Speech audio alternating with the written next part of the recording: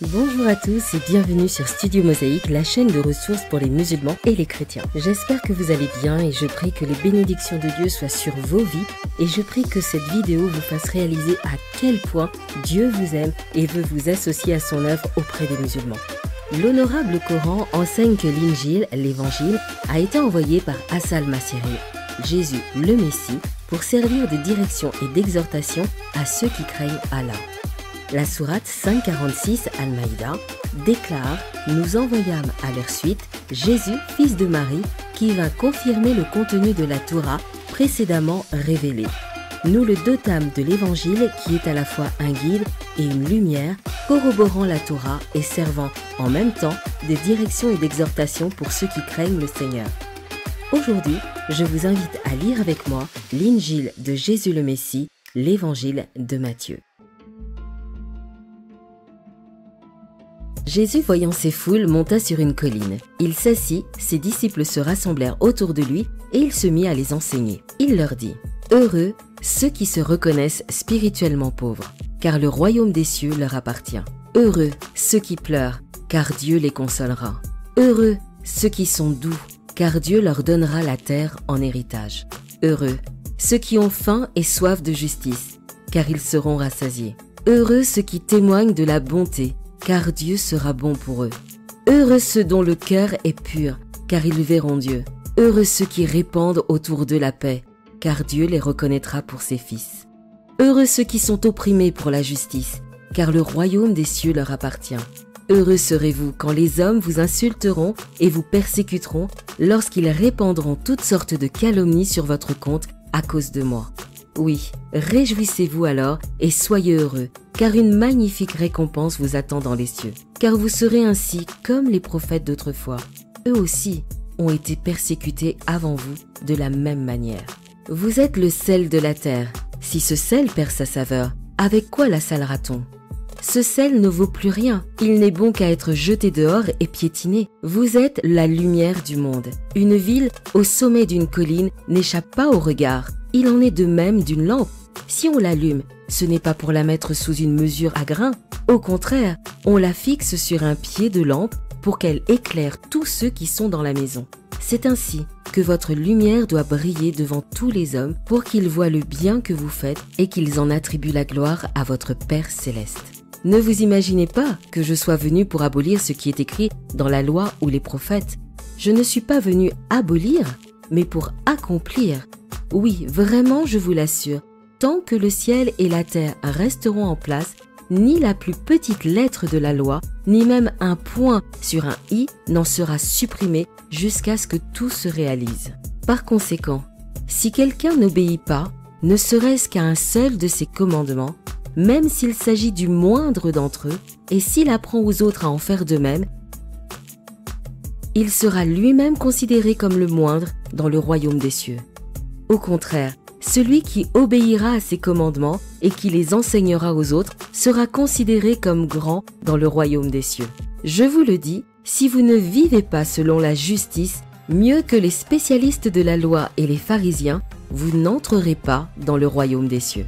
Vous avez appris qu'il a été dit à nos ancêtres « Tu ne commettras pas de meurtre. Si quelqu'un a commis un meurtre, il en répondra devant le tribunal. » Eh bien moi je vous dis, celui qui se met en colère contre son frère en répondra devant le tribunal. Celui qui lui dit « imbécile » passera devant le grand conseil et celui qui le traite de fou est bon pour le feu de l'enfer.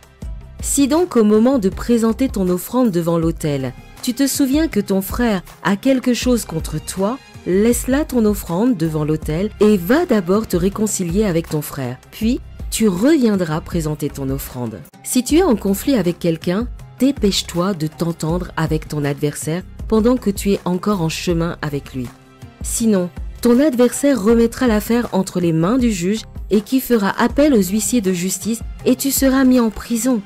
Et là, vraiment, je te l'assure, tu n'en sortiras pas avant d'avoir remboursé jusqu'au dernier centime. Vous avez appris qu'il a été dit « Tu ne commettras pas d'adultère ». Eh bien moi, je vous dis, si quelqu'un jette sur une femme un regard chargé de désir, il a déjà commis adultère avec elle dans son cœur. Par conséquent, Si ton œil droit te fait tomber dans le péché, arrache-le et jette-le loin, car il vaut mieux pour toi perdre un de tes organes que de voir ton corps entier précipité en enfer. Si ta main droite cause ta chute, coupe-la et jette-la au loin. Il vaut mieux pour toi perdre un de tes membres que de voir tout ton corps jeté en enfer. Il a aussi été dit, si quelqu'un divorce d'avec sa femme, il doit le lui signifier par une déclaration écrite. Eh bien moi je vous dis, celui qui divorce d'avec sa femme, sauf en cas d'immoralité sexuelle, l'expose à devenir adultère. Et celui qui épouse une femme divorcée commet lui-même un adultère. Vous avez encore appris qu'il a été dit à nos ancêtres, tu ne rompras pas ton serment, ce que tu as promis par serment devant le Seigneur, tu l'accompliras. Eh bien moi je vous dis de ne pas faire de serment du tout. Ne dites pas, je le jure par le ciel, car le ciel c'est le trône de Dieu. Ou j'en prends la terre à témoin, car elle est l'escabeau où Dieu pose ses pieds. Ou je le jure par Jérusalem, car elle est la ville de Dieu le grand roi. Ne dites pas davantage, je le jure sur ma tête, car tu ne peux pas rendre un seul de tes cheveux blanc ou noir. Dites simplement oui, si c'est oui, non, si c'est non. Tous les serments qu'on y ajoute viennent du diable. Vous avez appris qu'il a été dit œil pour œil, dent pour dent. Eh bien moi je vous dis, ne résistez pas à celui qui vous veut du mal. Au contraire, si quelqu'un te gifle sur la joue droite, tends lui aussi l'autre. Si quelqu'un veut te faire un procès pour avoir ta chemise, ne l'empêche pas de prendre aussi ton vêtement. Et si quelqu'un te réquisitionne pour porter un fardeau sur 1 kilomètre, porte-le sur 2 kilomètres avec lui. Donne à celui qui te demande, ne tourne pas le dos à celui qui veut t'emprunter quelque chose. Vous avez appris qu'il a été dit, tu aimeras ton prochain et tu haïras ton ennemi. Eh bien moi je vous dis, aimez vos ennemis et priez pour ceux qui vous persécutent. Ainsi, vous vous comporterez vraiment comme des enfants de votre Père Céleste, car lui, il fait luire son soleil sur les méchants aussi bien que sur les bons, et il accorde sa pluie aux justes comme aux injustes. Si vous aimez seulement ceux qui vous aiment, allez-vous prétendre à une récompense pour ça? Les collecteurs d'impôts eux-mêmes n'en font-ils pas autant? Si vous ne saluez que vos frères, que faites-vous d'extraordinaire? Les païens n'agissent-ils pas de même? Votre Père Céleste est parfait, soyez donc parfaits comme lui. Priez avec moi. Je te remercie Seigneur de nous avoir laissé l'Injil. Encore une fois, il nous enseigne des choses extraordinaires de ta part. Comme tu le dis toi-même, tu n'es pas venu abolir la loi, mais tu es venu l'accomplir de façon encore plus excellente. C'est pour ça que tu nous enseignes une nouvelle loi, la loi de l'amour. Alors que l'on nous a enseigné œil pour œil, dent pour dent, toi tu nous invites à aimer nos ennemis et à prier pour nos adversaires. C'est quelque chose de complètement à contre-courant de la pensée humaine et c'est en cela que c'est divin. Tu n'alimentes pas la loi de la vengeance, mais tu lui opposes la loi de l'humilité et de l'amour. Et c'est loin d'être une faiblesse, c'est une puissance, parce que tu nous dis « Heureux ceux qui procurent la paix, car ils seront appelés fils de Dieu ». Seigneur Jésus, je te prie pour nos amis musulmans, afin que tu leur permettes d'expérimenter cette nouvelle loi de l'amour, d'aimer leurs ennemis et de prier pour ceux qui leur font du mal. Amen.